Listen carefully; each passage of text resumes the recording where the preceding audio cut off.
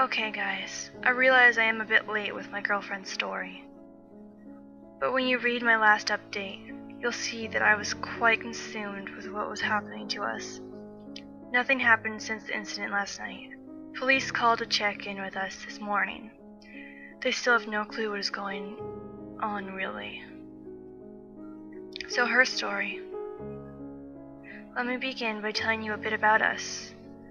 As I said before, I was born in Bosnia, moved to a nearby country in Balkans, where I grew up. I came to the US over 6 years ago. My girlfriend was born in India, grew up in Kenya until she was 3. When she moved to Canada, I met her a little over a year ago, and we've been together since.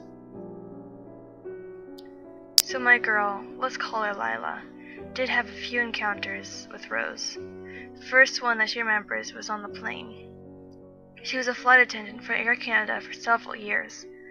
One day, about 6 years ago, she was flying her regular flight, but she can't remember what destination it was. It lasted maybe 2 hours. Once they took off and seatbelt signs went away, she got up to serve complimentary drinks. Halfway through her section, she met Rose. She didn't know it at the time, of course. She said that something was terribly off about the woman. She had this creepy grin on her face, was really pale, and kept staring at her. When Lila offered her a drink and some snacks, she got no answer, only a wider and creepier fucking smile. Then Rose spoke. "I have something for you," she said in a voice that definitely wasn't natural for a woman her age. Her voice belonged more to a teenager than an adult. There was something playful but terrifying in it.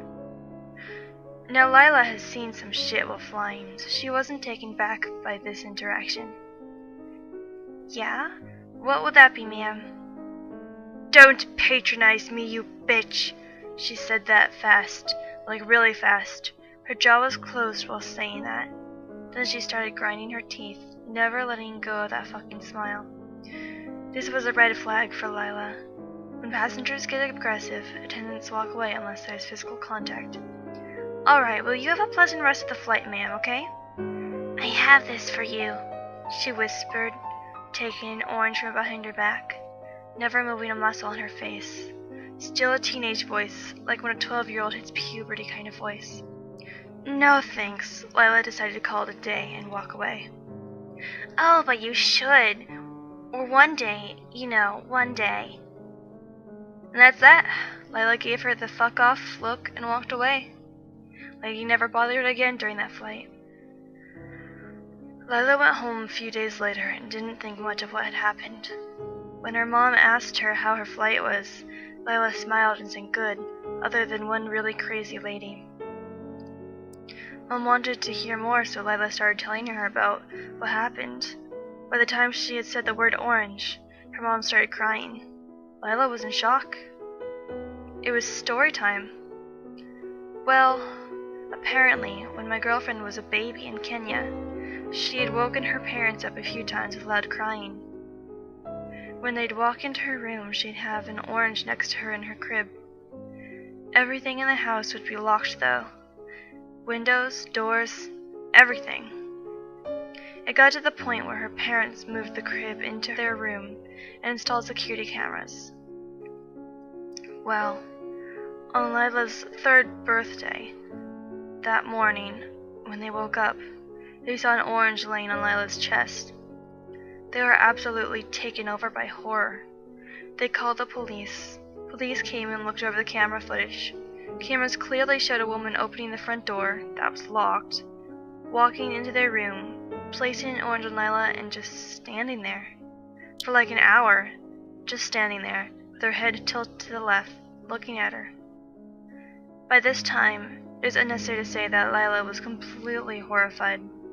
Her mom wasn't doing much better either.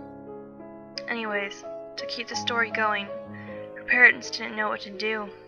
Police couldn't find the mysterious woman, and no security measure, other than 24/7 bodyguards, which they couldn't afford, was enough.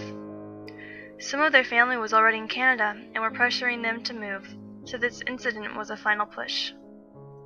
They moved and left this creature with an orange behind, until that day on the flight. Lila was completely unable to do anything for the next few days after that conversation. She didn't eat much, she didn't communicate with anyone. After a while, she got better. There was no sign of further horror, so she started believing it was all a fucked up coincidence, and she went on with her life. She hasn't seen Rose in years after that. Last time she encountered Rose was a month before she met me.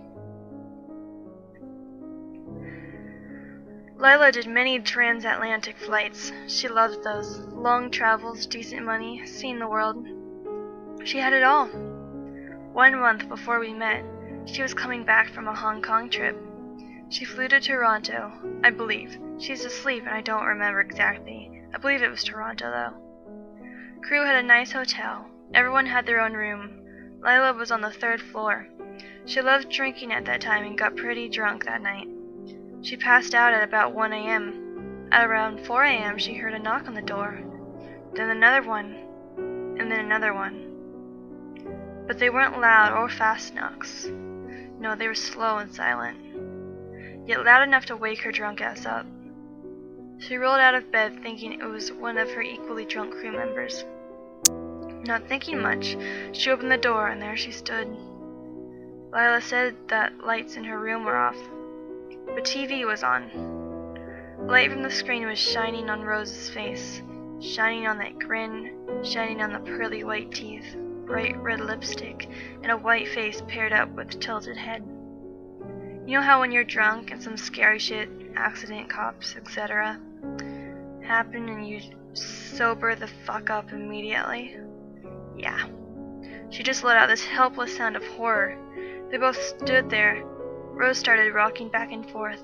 Every time she'd rock back, she'd reveal red shoes hidden underneath her white dress. Her teeth were grinding. Then she pulled out an orange. What do you want from me? Lila begged. Rose kept rocking with a smile. Please just leave me alone. I don't have anything. You take it. You take it now. He will too, she said with that same teenager voice. Only a little more playful tone was used this time, like a happy-ish child. Don't know if it was her defense mechanism activating, but Lila took the fucking orange and threw it over Rose's head and screamed, "Get the fuck out of here and take this shit with you, you freak!"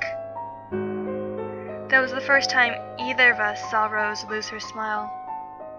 White teeth disappeared underneath the thick red lips. Head went back from a gentle tilt into its natural position. "I will see you too soon." She said it in an adult voice, and this voice was scarier than the teenager one. Lila says it's because it sounded real, like a conscious, normal person making a threat. Of course, at that time, Lila didn't know me and had no idea who you two were.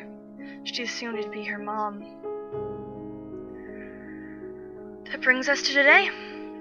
Yeah, if you read the update from my previous story, you saw that our room was broken into by Rose. It's a logical assumption. Pictures of the break-in were taken before police came. They'll be up on here today.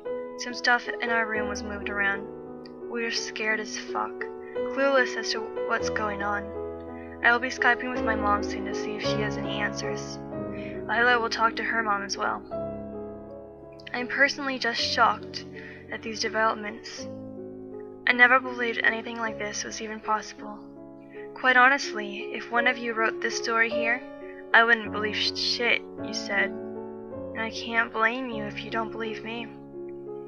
But if you have any idea about what this might be, I'm all ears. I assume it's some sort of cult. The only thing that fucks with my head is the fact that Rose knew my girlfriend before I did. Everything so far could have been explained in a logical way, but this took it to a super fucking natural level. Were they putting an effort into getting us together? How did they do that? And more importantly, why? For what possible benefit? Fuck this, man. Fuck this.